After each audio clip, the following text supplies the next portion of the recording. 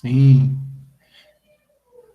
Então, vamos lá. Vou abrir aqui a apresentação, que a gente vai discutir legislação agora. A verdade é que vocês já estudaram isso em outras disciplinas, né? Vocês já estudaram mais profundamente em outras disciplinas esses tópicos. Então, a gente vai passar por alguns de forma mais rápida. Vocês estão vendo aí a apresentação, escrito BNCC e ensino por competência. Confirmem para mim. Beleza. Então vamos lá, vamos dar uma passada aqui por esse mundo da legislação que a gente tem. Então, BNCC e ensino por competência. A gente já discutiu o que é ciência. Eu espero que estejam todos convencidos, né, da importância do ensino de ciência, da importância do letramento científico. Espero que cada um tenha uma concepção interessante disso, que não seja uma concepção rasa, mas baseada em argumentos satisfatórios. Então, a partir disso, a gente vai ver como que a BNCC está estruturada e como que a ciência entra aí na BNCC, o ensino de ciência. Então, vamos ver a parte de legislação. Quando eu era estudante ainda, existia uma discussão muito grande sobre essa ideia de se criar ou não uma base comum. E se com essa base comum você estaria você estaria colocando para o Brasil inteiro uma ideia, uma concepção de educação das metrópoles, né? Se você estaria limitando algumas características locais. Então, tinha uma discussão muito ampla, né? Eu lembro muito bem de quando eu estava ainda fazendo as disciplinas lá da área de educação. E a gente vai dar uma passada aqui pela legislação, veio avançando para isso, para uma base comum, a ideia de uma base comum. Já a Constituição de 1988, no artigo 10, ela já trata disso. Olha como está o artigo 10. Serão fixados conteúdos mínimos para o ensino fundamental, de maneira a assegurar a formação básica comum e o respeito aos valores culturais e artísticos, nacionais e regionais. Então, aqui ela fala de uma base comum, mas se preocupa com a crítica da questão do que é regional, do que é cultural, do que é local. Mas como isso vai ser trabalhado, né? Em que lugares que vão sair só daquilo que é colocado como base comum e vão colocar o contexto, a cultura local, isso que é a grande discussão, né? Que sistemas educacionais vão conseguir fugir desses conteúdos mínimos, vamos dizer assim. Então, mas a Constituição de 1988 ela só fala dessa necessidade, ela não apresenta esses conteúdos mínimos, só fala da necessidade de se fixar esses conteúdos mínimos. E isso gera muito debate, né, dos próximos anos. E em 1988 a gente tem os PCNs, 1998. Aqui, servirão de estímulo, esse é um texto lá dos PCNs, servirão de estímulo e apoio à reflexão sobre a prática diária, ao planejamento de áreas e, sobretudo, ao desenvolvimento do currículo da escola, contribuindo ainda para a atualização profissional. Então, eu não sei, eu espero que vocês tenham estudado os PCNs. Os PCNs são uns documentos muito bons, são muito grandes, muito amplos, né? Ele perde nisso, que ele é muito amplo para você localizar, para você encontrar o que é interessante para você discutir em cada tópico. É um pouco complicado, mas o documento como um todo é um documento de grande qualidade e tem muitas das discussões que a gente vai abranger, que a gente vai abordar nesse curso. Então, a ideia do PCN, dos Parâmetros Curriculares Nacionais, foi publicado no ano 2000, se eu não me engano, ele servir de estímulo e apoio à reflexão sobre a prática diária e ao planejamento de aulas. Então, ele fala do que é importante estudar, do que deve ser abordado, como pode ser abordado, do aluno ser, né? Aqui, então, os parâmetros curriculares foram as primeiras bases legais, né, a primeira legislação que já indicava uma base comum nos currículos das escolas. Então, a partir dos parâmetros curriculares, as pessoas fizeram seus planos de estudo, seus planos de ensino, e tudo mais. A gente pegava os parâmetros curriculares para preparar os nossos projetos educacionais, os nossos planos de ensino. Ele era bem amplo, né? Ele era bem amplo e dava essa base aí para formar os nossos currículos.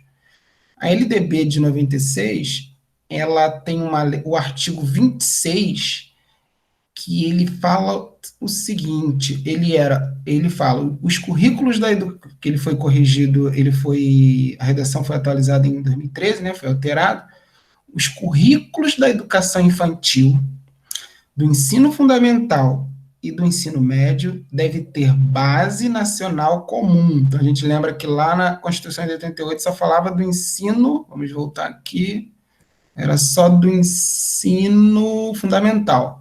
Aqui ele já tá, aqui na LDB de 96 já fala do ensino infantil, do fundamental e do médio, que deve ter uma base comum.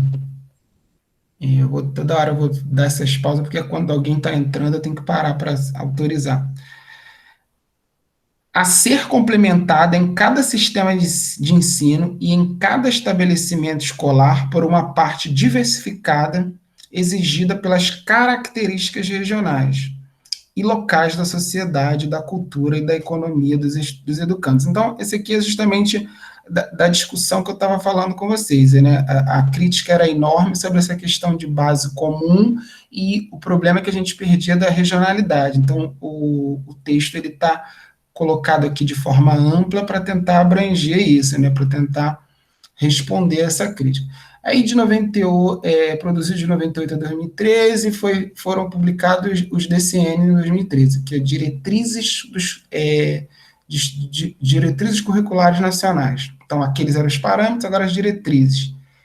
Tendo em vista o atendimento às novas demandas educacionais geradas pelas transformações sociais e econômicas e pela acelerada produção de conhecimento. Então, prestem atenção nesse trecho. Esse trecho é muito importante. Esse slide aqui, essa página é muito importante para a gente entender o que muda, né, para a gente entender um pouco do que muda dos PCNs para a BNCC, né? Antigamente a gente fazia nossos planos de estudos, planos de ensino baseado no PCN, agora você vai fazer baseado na BNCC. Então, algumas coisas mudam, e uma das coisas que mudam é o próprio entendimento do que é educação, do que é o processo de ensino. Então, esse slide aqui, eu quero que vocês percebam que tem ainda um pouco de conteudismo. Por que tem um pouco de conteudismo, de transferência de conhecimento? Que fala, esse é um trecho, são 2 trechos do texto do DCN. Tendo em vista o atendimento às novas demandas educacionais, então, novas demandas educacionais, geradas pelas transformações sociais e econômica pela acelerada produção de conhecimento. Não está falando de produção de conhecimento, né? Porque está confundindo um pouco aqui, a meu ver, a produção de informação com a produção de conhecimento. Então, tendo como propósito a disseminação desses importantes conhecimentos. Então, aqui a gente percebe claramente um caráter bem conteudista, um caráter bem de transferência de conhecimento. A ideia de que a gente tinha que ampliar os textos, ampliar o currículo para que os estudantes tivessem mais conhecimentos, né, que a gente teria muito para poder discutir esse trecho, mas eu destaco aqui o caráter conteudista e a ideia de transferência de conhecimento que a gente vai atacar e vai contrapor durante todo o nosso curso. As práticas que eu vou mostrar para vocês são exatamente para fugir dessa ideia de transferência de conhecimento, né? E aí a gente vai discutir também a questão do ensino tradicional, como que é o ensino tradicional, né? As aulas expositivas, transferência de conhecimento, e como que a gente está propondo aqui uma sequência didática mais ativa, com os alunos mais ativos, mais participativos, e podendo tomar decisões no seu próprio processo de produção de conhecimento. Então, o Conselho Nacional, por meio do documento, coloca à disposição das instituições nacionais sistemas de ensino, as diretrizes curriculares. E aqui mais um trecho agora das DCN, em que pese, entretanto, a autonomia dada aos vários sistemas, a LDB, no inciso 4º do seu artigo 9º, atribuiu à União estabelecer, em colaboração com os estados, o Distrito Federal e os municípios, competências e diretrizes para a educação infantil, o ensino fundamental e o ensino médio, que nortearão os currículos e os seus conteúdos mínimos de modo a assegurar a formação básica comum. Então, você vê que esse texto aqui parece um embrião da BNCC, né? Ele fala da União trabalhar competências e diretrizes para o ensino básico, que nortearão os currículos mínimos, né? E assegurar a formação básica comum. Isso é um embrião, né? Está começando a ter a transformação da ideia de competência, né? E a ideia de desenvolver competência, mas ainda não está com a característica que vem trazer a BNCC, mas já é um embrião. Então, as diretrizes curriculares nacionais gerais para a educação básica visam estabelecer bases comuns nacionais para a educação infantil, ensino fundamental e ensino médio. São estas diretrizes que estabelecem a base nacional comum, responsável por orientar a organização, articulação, desenvolvimento e avaliação das propostas pedagógicas de todas as redes de ensino brasileiro. Então, para quem não participou desses debates, quem não acompanhou o avanço da legislação, fica às vezes com uma crítica meio rasa sobre a BNCC. E a BNCC não surgiu do nada. Você vê que aqui mesmo nesse texto do DCN fala, ó, base nacional comum. Base nacional comum.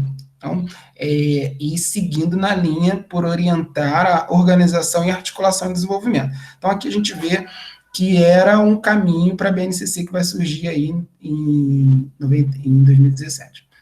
Deixa eu ver se eu estou online aqui, né? Porque eu tive uns problemas na outra semana. Então tá aqui, tá normal. Diretrizes curriculares nacionais, aqui a gente vê aqui um trecho dela, né? Para a gente ter uma ideia. Então, só ler só. Considerar a brincadeira como atividade fundamental e criar condições para que as crianças brinquem diariamente. Plano Nacional de Educação de 2014. Esse plano é muito importante, é um plano plurianual, é um plano para 10 anos, está melhorar, foi um plano criado, discutido, debatido, colocado em prática.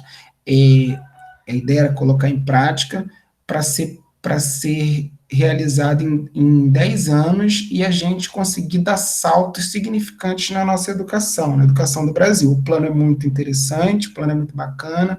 Vocês podem acessar e devem acessar a página, tem uma página legal do Observatório do PNE, que é muito bom, ele tem os indicadores mostrando as 20 metas e alguns indicadores mostram em que pontos nós estamos, o que a gente conseguiu avançar, alguns a gente avançou bem, outros a gente avançou muito pouco, outros a gente não avançou quase nada e outros nem indicadores têm.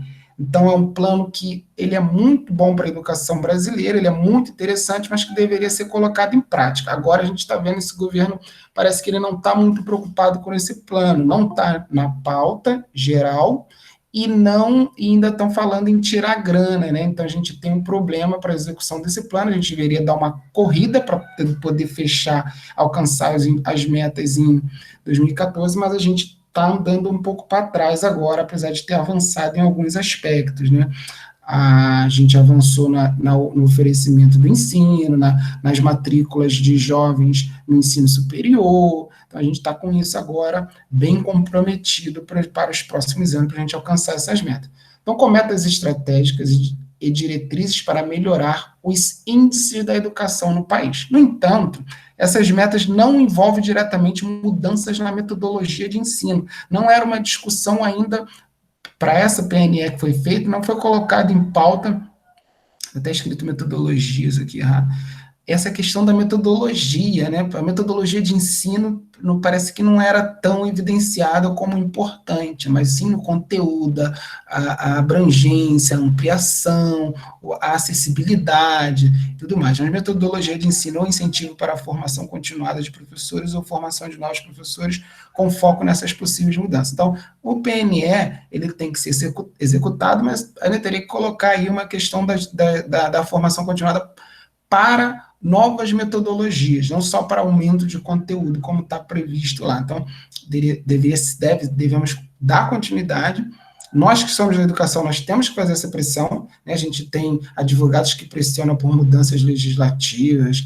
né? Nós temos médicos que pressionam por mudanças nas leis da medicina, e nós temos que fiscalizar, acompanhar e protestar pela execução dessas metas. Nós, educadores, esse é um papel nosso. Então, você é responsável por acompanhar isso e dar sua colaboração. Vamos então para a BNCC. A promulgação da Base Nacional Comum Curricular vem estruturar e ampliar de forma mais sintetizada do que os PCNs as bases comuns para a educação nacional. Então, a BNCC, ela traz muita coisa que estava no PCN, nos PCN, mas ela traz outras discussões, e ela traz uma nova abordagem, né? Ela traz o ensino por competência. Então, tem algumas mudanças, mas só para diferenciar, né, para poder mostrar o avanço dos PCNs para a BNCC, é um curso inteiro, né? São discussões, tem textos, artigos que vocês devem procurar e devem analisar, mas eu destaco aqui a capacidade de síntese, né? A BNCC, ela escreve menos, ela sintetiza melhor, é um texto melhor elaborado. Os PCNs são ótimos, mas a BNCC é mais fácil de consultar e é mais fácil de chegar em alguns tópicos, embora eu faça críticas que faltam algumas coisas, né? Faltam algumas... quando você vai falar lá nas habilidades, né, de desenvolvimento, de conhecimento, mas o texto em si, a base do texto, eu considero muito bom, e tem esse poder de síntese, né? Você consegue chegar, você pode fazer uma leitura geral no início, para vocês agora que estão estudando, principalmente, e depois você consegue chegar em pontos específicos de forma muito mais simples, muito mais fácil, muito mais direta. Você consegue enxergar mais fácil o que o documento está dizendo para você no geral. Então, tem esse poder de síntese da BNCC em relação aos PCNs, tem também a questão da metodologia, tem a questão da metodologia. A BNCC mostra claramente uma necessidade de mudanças metodológicas, que até então não vinha sendo discutido. E outros aspectos que a gente vai ver aqui, que estavam lá nos PCNs, mas que foram melhor expostos na BNCC. Então, ela apresenta uma preocupação maior na formação cidadã, a intenção de uma educação integral e foco nos métodos de ensino. Então, você que já leu os PCN, você sabe que também tem uma preocupação com a formação cidadã, e também, embora não possa não ter essa expressão, mas a educação integral também está clara lá, quando eles falam de aprender a ser, né? Então, está lá. Mas aqui na BNCC a coisa fica mais fácil de enxergar e mais direta, fica mais claro o que se quer. E métodos de ensino são colocados em destaque. Métodos de ensino, coisa que lá não estava com essa característica. Alguns métodos que eram citados ainda eram métodos tradicionais, como laboratórios tradicionais. Aqui fala de novas metodologias, de novas formas de aprendizagem. Então, essa norma passa a ser a referência nacional para a formação dos currículos e das propostas pedagógicas, né? Substitui aí outros documentos. NCC, o que é? Deixa eu ver se alguém fez alguma pergunta. Pessoal, lembra que vocês podem interromper, podem fazer pergunta, tá? Eu vou falar aqui porque a gente está falando de legislação, se eu ficar parando e divagando muito, né? Fica muito mais chato, eu já não gosto de fazer assim uma coisa tão expositiva, né? Mas vocês podem me parar para fazer pergunta. Vamos ler esse trecho grande aqui, porque é muito importante, né? Você precisa saber falar para o seu aluno, você falar nas suas reuniões de educação, o que é a BNCC. A Base Nacional Comum Curricular, BNCC, é um documento de caráter normativo, ou seja, é lei. Você não tem a opção, é lei, você tem que trabalhar com a BNCC, que define o conjunto orgânico e progressivo de aprendizagens essenciais. Preste atenção nessa abordagem.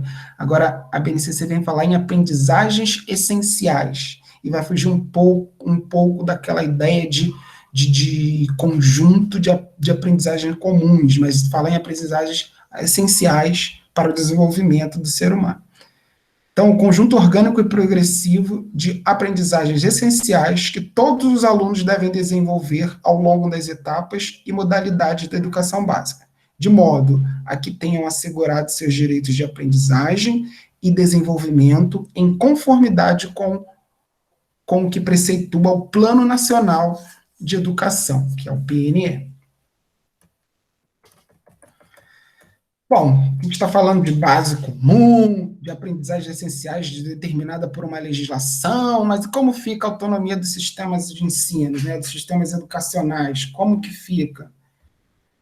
Tem espaço para isso no BNCC, e muito, não é pouco, não é só customizar, adaptar, trocar palavras. O papel dos sistemas de ensino é muito importante na execução desses planos de estudo, desses planos de ensino e desses currículos. Ele precisa, antes de mais nada, contextualizar uma escola em Campo Grande, né, na periferia do Rio de Janeiro, não é a mesma coisa do que não tem o mesmo contexto do que uma escola, por exemplo,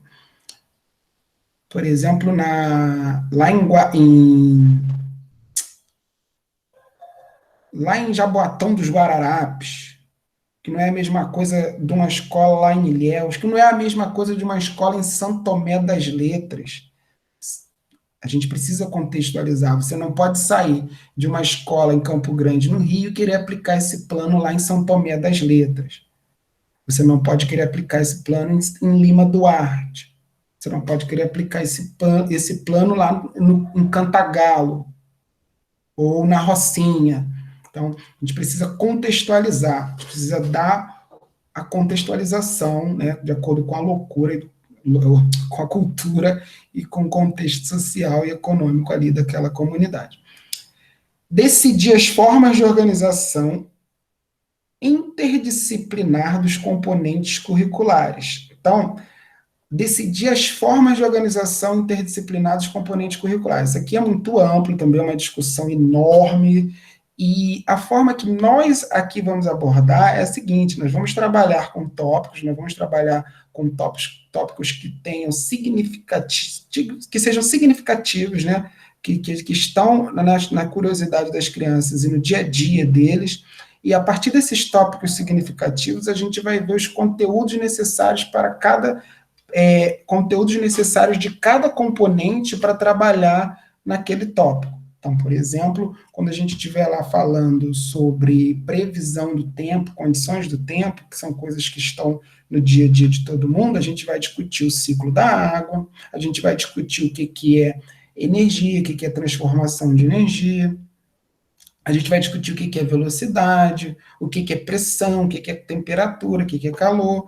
Então, aqui, a gente não busca organizar de forma interdisciplinar. Não, a gente busca uma questão social real e, a partir daí, a gente procura que conteúdos e componentes são necessários para entender aquela realidade. Então, é a abordagem que a gente vai seguir. Selecionar e aplicar metodologias e estratégias. Isso é muito importante. Cabe ao sistema de ensino e cabe ao professor também. Eu acho que aqui não só o sistema de ensino. E selecionar e aplicar metodologia também deve ser contextualizado, ou seja, depende da turma, depende do local, depende do professor, da experiência do professor, da formação do professor, do que a escola disponibiliza. Você não pode pensar em trabalhar com robótica numa escola lá em cima. Você até pode pensar em trabalhar com robótica, mas, por exemplo, você não pode trabalhar com robótica daqueles tipo Lego, que é caríssimo lá numa escola no Complexo do Alemão. O Estado, uma escola estadual, uma escola municipal, provavelmente não vai ter recursos para comprar isso para você. Mas você quer trabalhar robótica? Então você busca outras estratégias. Você pensa em robôs construídos com material reciclável, tem uma galera fazendo isso aí, bacana.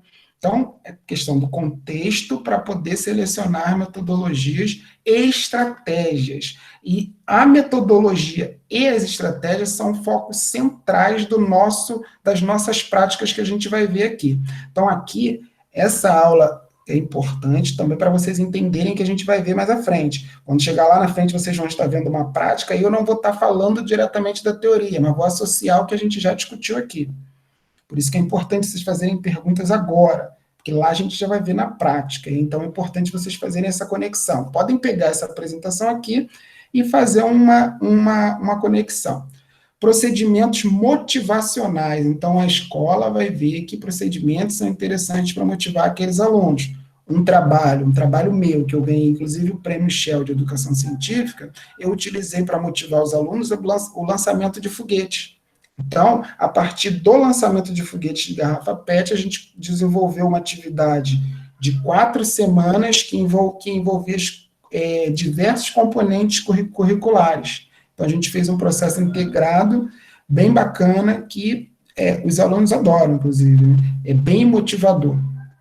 Procedimentos de avaliação formativa. Então, esses procedimentos é o sistema de ensino que vai implementar. Geralmente, isso nem fica a critério do professor, fica mais a critério do sistema mesmo, depende do sistema.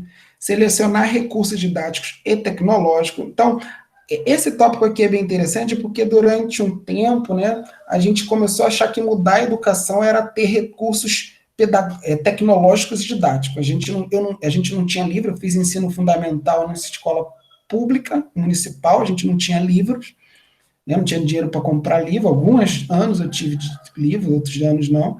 Então a ideia era que todo mundo tinha que ter livro. É importante, é fundamental o livro, mas não é só o livro que vai tocar a educação. E recursos tecnológicos, né? Começou a falar das TICs, tecnologias de informação e comunicação. O pessoal começou a reproduzir suas aulas com data show, com quadros, aqueles quadros inteligentes, né? Aqueles smart quadros.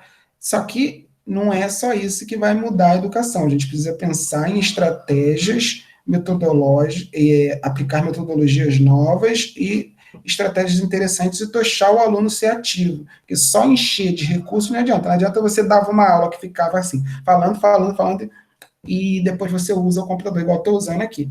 Né? Nesse caso, eu estou fazendo uma aula bem tradicional, que é, mas por conta desse início, porque vocês são adultos e porque a gente está num momento que a gente precisa de dar uma... que eu optei por fazer assim, dar uma bagagem pesada agora no início, para a gente ter o maior tempo para trabalhar com práticas. Senão a gente ficaria prática, discussão, prática. Então, a gente está pegando uma discussão mais profunda agora e logo, daqui a 2 horas, a gente já vai cair de cabeça nas práticas.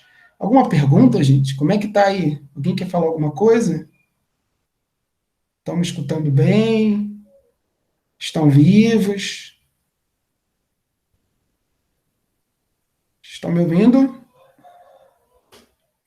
Sim, professor, estamos aqui. Ah, tá. Então, segurem a onda aí, eu espero que vocês estejam compreendendo essa estratégia, né, essa organização que eu resolvi fazer. Pegar uma base teórica agora, até para a gente entender o que a gente vai estar vendo depois, e depois a gente ir para uma forma mais prática, né? Mas uma prática vocês vão ver que é uma prática que vai ter muito conteúdo, mas a gente não vai estar discutindo novamente os fundamentos da educação. Os fundamentos da educação a gente vai discutir mais agora, e à frente a gente vai tentar ver isso aplicado.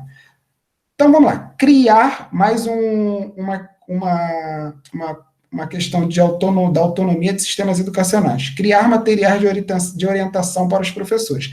Então, isso depende muito do sistema. A gente tem escola pública, que os materiais são muito escassos, são muito simples, geralmente são coisas que vieram da prefeitura, apostilas prontas, né, avaliações prontas, então são materiais bem gerais. E a gente tem escolas particulares que têm recursos enormes.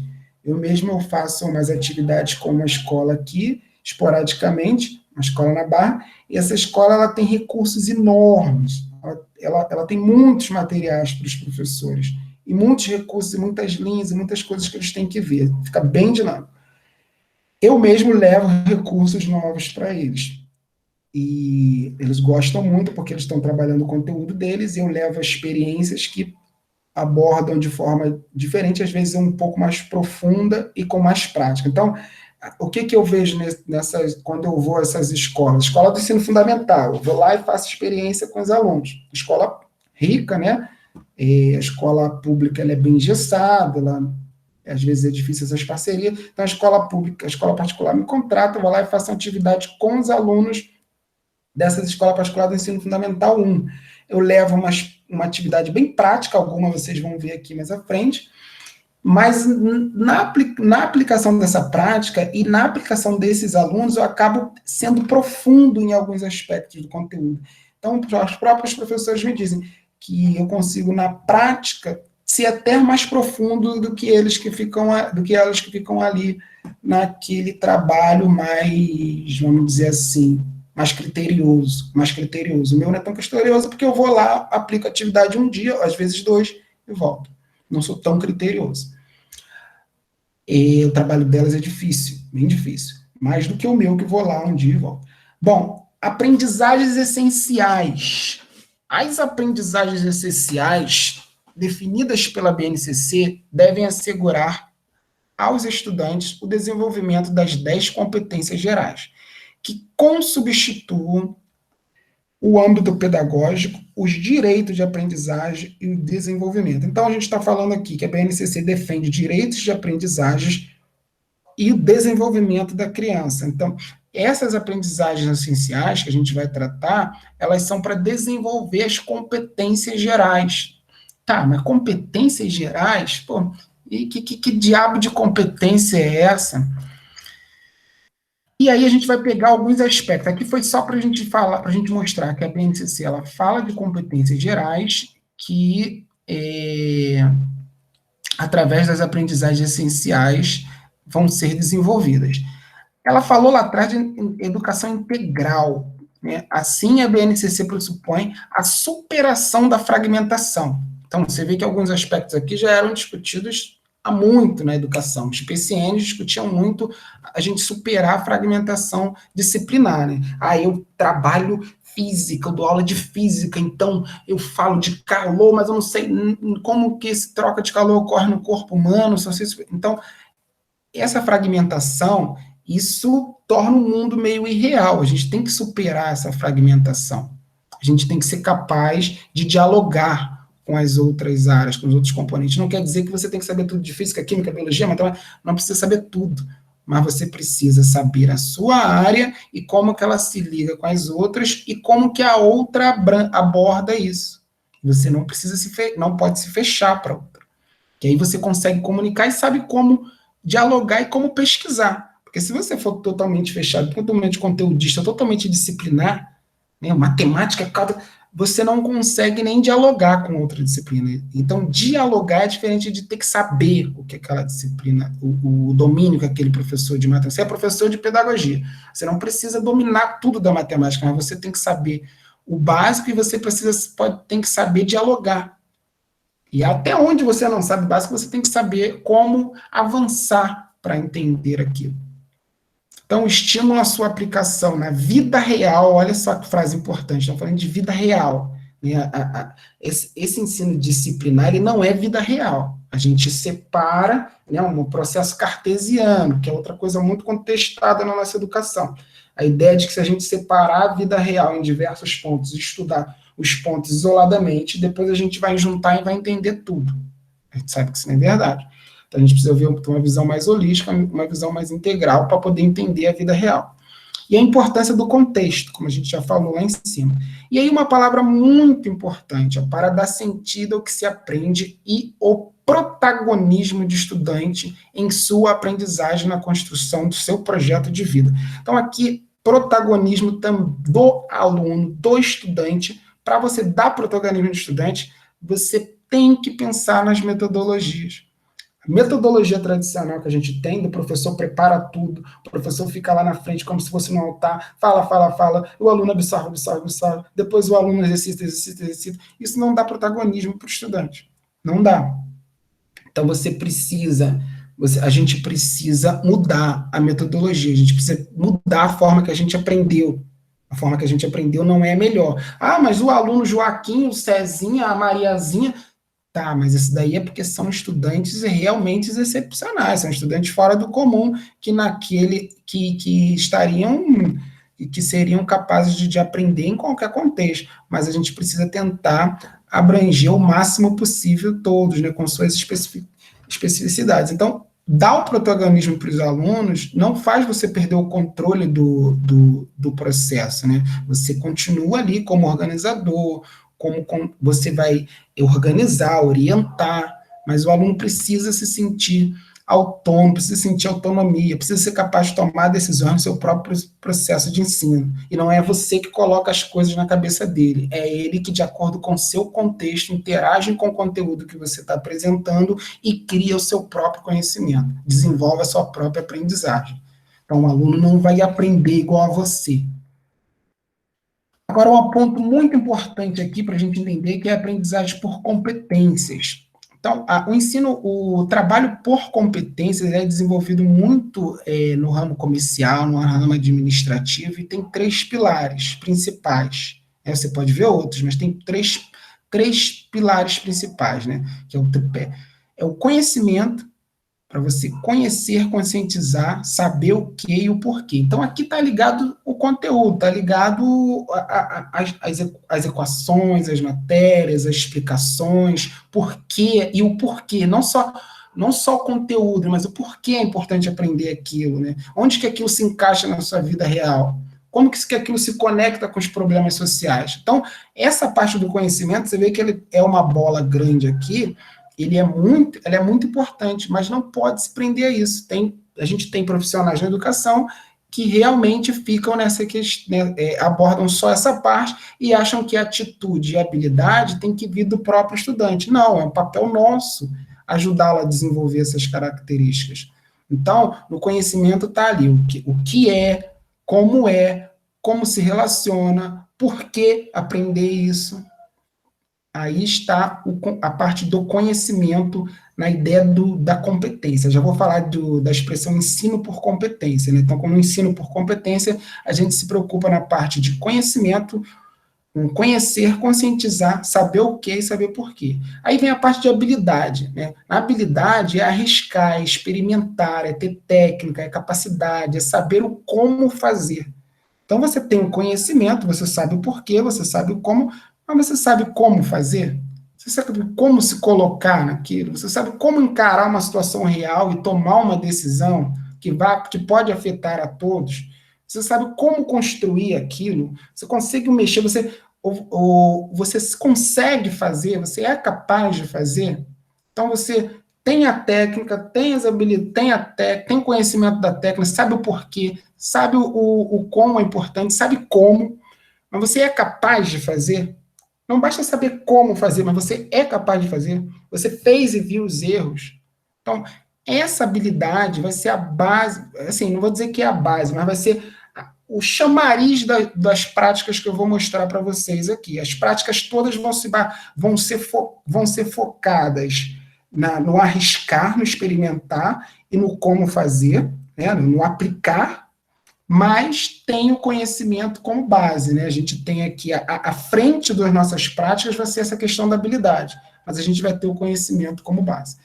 E aí vem a atitude, tá, eu já sei como fazer, já sei o que é, já sei por que fazer, já sei como se relaciona com os meus problemas, eu apliquei, eu consegui tomar uma decisão aqui na aula, né? Consegui falar, consegui desenvolver, mas e aí? Quando chegar o problema na situação real, você tem atitude para aplicar aquilo que você sabe fazer para resolver o problema? É praticar, é utilizar, é ter determinação, identidade, é querer fazer. Não basta só saber ter o domínio, não basta só ter a capacidade de fazer. Você tem que estar disposto a fazer, você tem que estar disposto a intervir naquilo que você sabe como fazer. Não adianta você saber como que é a produção, sei lá, como que é, vamos pegar um exemplo do que a gente falou na outra aula, como que é a produção do transgênico, como que o transgênico faz, não adianta você ter se arriscado, ter confrontado materiais, ter lido e ter colocado a sua opinião de forma baseada no conhecimento que você tem, você se posicionar, e na hora das discussões, dos debates, você não se colocar, você não ter atitude, você deixar um discurso simples de que o agronegócio é que sustenta o nosso país, você deixar esse discurso simples te calar e você não intervir socialmente. O mesmo vale para a questão da pílula anticoncepcional, a questão do aborto da mulher, né, a questão religiosa, tantas questões que envolvem a nossa sociedade. Ter o conhecimento, ter a habilidade para fazer e não ter a atitude para mudar, não é suficiente. Você precisa praticar, você precisa ser capaz de colocar em prática, né? E aí vem uma questão, ou uma questão a mais que a BNCC coloca, porque isso não é tudo, conhecimento, habilidade e atitude. Ainda falta uma coisa aí, que é o valor, que é a questão da ética. Poxa, eu sei como fazer, eu sei fazer, eu já fiz, eu me arrisquei, eu sei me posicionar, eu sei até que isso não é legal, pois eu sei que essa posição, esse posicionamento que o meu grupo está tendo não é legal, não é justo. Mas eu não vou falar porque vai contra o meu grupo, que aí você está deixando de intervir, você está deixando de ser ético, você está deixando de pensar no bem social, no bem do próximo, deixando de ter empatia. Então, esse é o quarto ponto que a BNCC coloca, que são os valores. Né? O valor envolve a ética, né? Envolve a sua própria dignidade. Então, você precisa ter conhecimento. Então, resumindo tudo que eu falei, na BNCC, competência é definida como a mobilização de conhecimentos, conceitos e procedimentos, né? Conhecimentos são conceitos e procedimentos. Habilidades, práticas cognitivas e socioemocionais, atitudes e valores para resolver demandas complexas da vida cotidiana, do pleno exercício da cidadania e do mundo do trabalho. Essa parte é muito importante. A gente precisa de conhecimentos, habilidades, atitudes e valores para que a gente construa um mundo melhor e não um mundo que agrade ao meu grupo, à minha tribo, né, e que eu sei que vai tornar um mundo muito mais intolerante e muito mais injustiças sociais, né? Porque se você agir assim, você não está pegando valores mais humanos, você está atendendo ao seu grupo.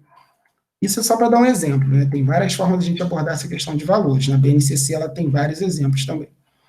A estrutura da BNCC, divisão, vou acelerar um pouquinho agora, né? Nosso tempo está minguando. Divisões por etapa, tem um código alfanumérico das habilidades e competências específicas. Então, aqui está um exemplo do ensino fundamental, as áreas de conhecimento, a linguagem, matemática, ciências de natureza, ciências humanas e biologia.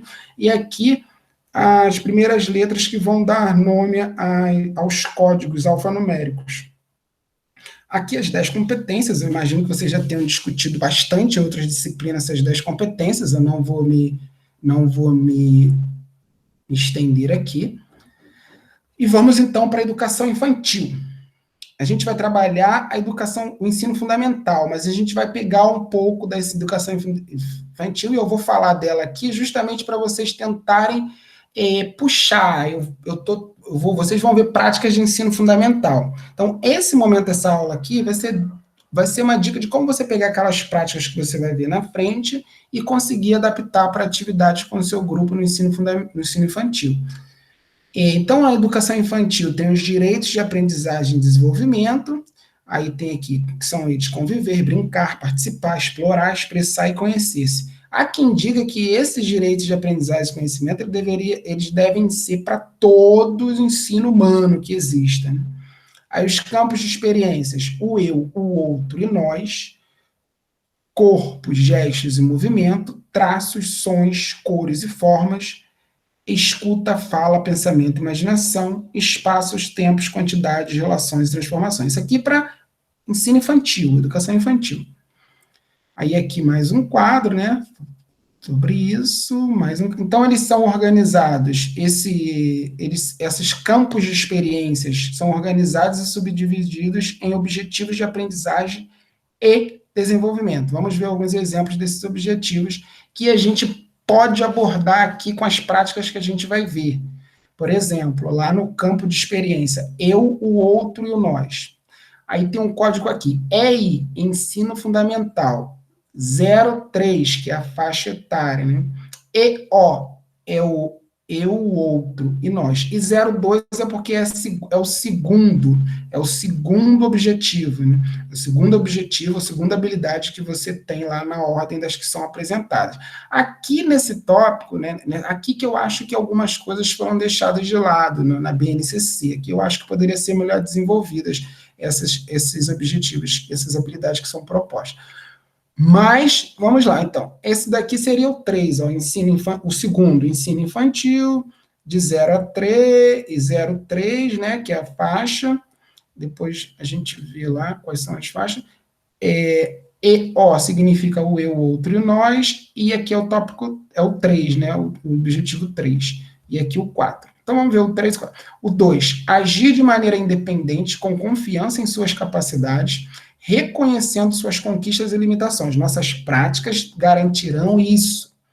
Nossas práticas terão como objetivo isso para a criança, agir de maneira independente, com confiança em suas capacidades.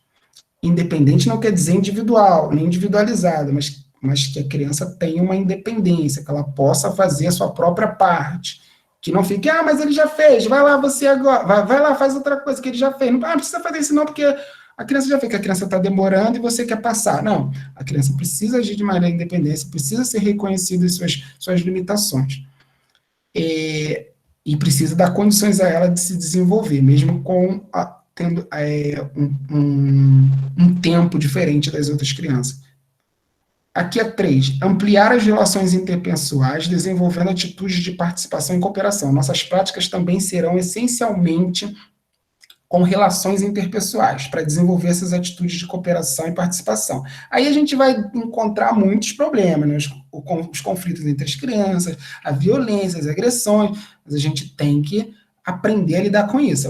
Não é o seu grito que vai fazer isso deixar de acontecer. Talvez a motivação, a independência que você dá, a prática que você dá, possa amenizar esses aspectos. A 4, comunicar suas ideias e sentimentos a pessoas e grupos diversos. Você tem que dar oportunidade para aquela criança falar, para aquela criança se expressar, para aquela criança dar sugestões. Não pode deixar passar porque ela demora a organizar o pensamento e fazer sua colocação. Os outros têm que esperar e têm que ouvi-la e têm que entender e responder aos argumentos dela. Aqui o campo traços, sons, cores e formas. Então, ensino infantil, aqui é 02, a faixa 02, aqui TS significa traços, sons e cores, e é o tópico 02, né, o segundo, né, dessa faixa. Então, utilizar materiais variados com possibilidade de manipulação, argila, massa de modelar. Nós vamos utilizar argila ou massa de modelar para construir, por exemplo, um vulcão. Aí, com esse vulcão, as crianças vão fazer uma experiência que a gente vai entender a importância do vulcão para o desenvolvimento da Terra. Será que o vulcão é só um problema? Ou ele ajudou a gente a ter essa terra linda que a gente tem? E aí ela vai desenvolver, vai ter essa motivação do vulcão, e quando subir a lava lá, ela vai ficar doida, explorando cores, texturas, superfícies, planos, formas e volumes, e ao criar objetos tridimensionais. Reconhecer, aqui ainda em transições, 03, reconhecer as qualidades do som, intensidade, duração, altura e timbre, utilizando-as em suas produções sonoras e a ouvir músicas e sons. Bom, esse tópico aqui, ele trata de acústica. Não sei se eu conseguiria ainda abordar, mas se vocês me lembrem lá no final, se eu não tiver falado, que eu dou algum material complementar. Isso aqui é muito bacana e você vê que lá na educação infantil já se fala para trabalhar. As pessoas confundem intensidade, altura, timbre, e aí tem dificuldade para entender isso no ensino médio. Trabalhando no ensino fundamental, no ensino infantil, pode ajudar a desenvolver. Agora, espaços, tempos, quantidades e relações. Aí tem esse aqui, 03, identificar e selecionar fonte de informações para responder a questões sobre a natureza, seus fenômenos e sua conservação. O 4, registrar observações, manipulações e medidas usando múltiplas linguagens. A gente vai fazer muito isso também, muitas medidas. Espaço, tempo, quantidade de relações e transformações ainda, né? Utilizar conceito básico de tempo, agora, antes, durante, depois, ontem. Muitas atividades nossas vão tratar disso. Vocês têm que saber como lidar com essa faixa que a gente está falando agora e que você vai estar trabalhando, né? Aqui o 7, relacionar números às suas respectivas quantidades e identificar o antes e depois, o entre uma sequência. Tá?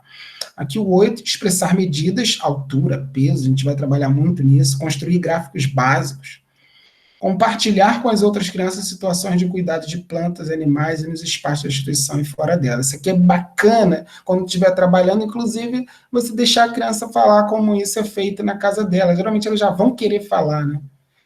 Bom, aí concluímos aqui o ensino o ensino infantil e vamos ver aqui o ensino fundamental no contexto da educação básica, para crianças de 6 a 14 anos, e tem duas fases, anos iniciais e anos finais.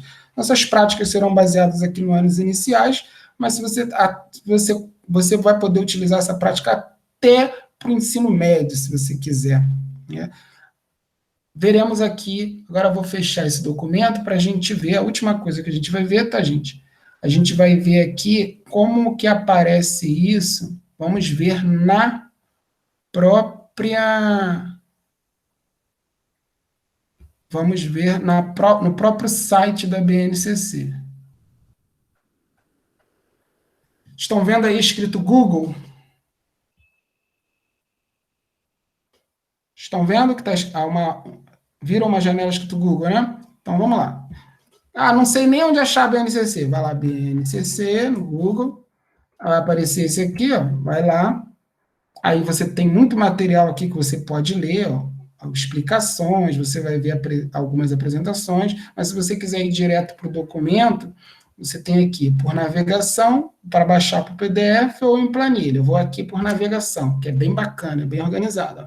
Tem a introdução, tem muita discussão que a gente fez, tem a estrutura da BNCC, que a gente também abordou um pouco, o ensino infantil, que a gente falou um pouco, e aqui o ensino fundamental. Aí vamos ver como que está organizado o ensino fundamental.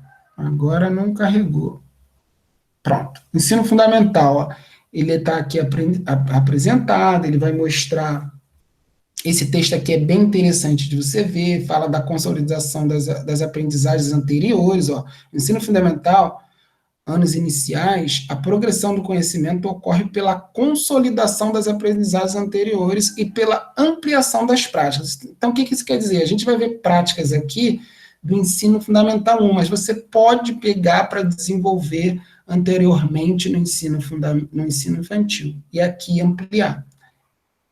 E também, além desse aspecto, né, na elaboração dos currículos, os alunos em percurso contínuo de aprendizagem entre as duas fases do ensino fundamental. Você pode aplicar essas fases quando o aluno tiver, as nossas práticas, quando o aluno tiver no ensino fundamental 1 e depois nos anos finais, né, nos anos iniciais e nos anos finais. Aí a amplitude que você vai dar nos debates é que vai fazer a diferença.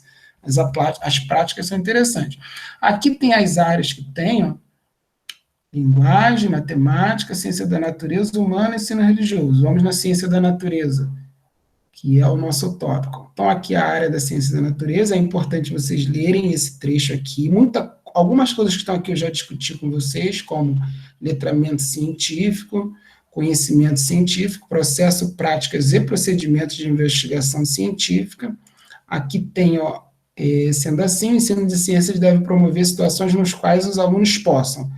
Isso aqui vai ser a base das nossas práticas e dos planos que vocês vão ter que fazer. Quando forem fazer um plano de ensino, utilizem esse material aqui como base. Eu estou colocando aqui, não vou ler isso, lógico, mas é para vocês lerem sozinhos. Definição de problema, observar o mundo à sua volta e fazer perguntas, analisar demandas, delinear problemas e planejar investigações, propor hipóteses. Isso aqui ainda também tem um pouco a se criticar nessa proposta, porque aqui está muito naquela ideia tradicional de que o ensino de ciências é só ao observar para poder praticar, né? Eu faço doutorado, não observo nada, eu trabalho com construção de moléculas orgânicas de forma computacional, e a partir dali eu vejo como elas reagem. Então, assim, eu não experimento nada, eu crio simulações. Bom, aqui eu não vou ficar falando disso, eu só queria destacar, a última coisa que eu vou ler para vocês, eu quero destacar essas competências específicas da natureza. Em menos de 10 minutos a gente termina, gente, que acho que 5 minutos. Competências específicas de ciências da natureza para o ensino fundamental. Essa aqui eu vou ler, vocês têm que ler tudo isso aqui, mas eu vou ler só essas competências. Compreender as ciências da natureza como empreendimento humano e o conhecimento científico como provisório, cultural e histórico.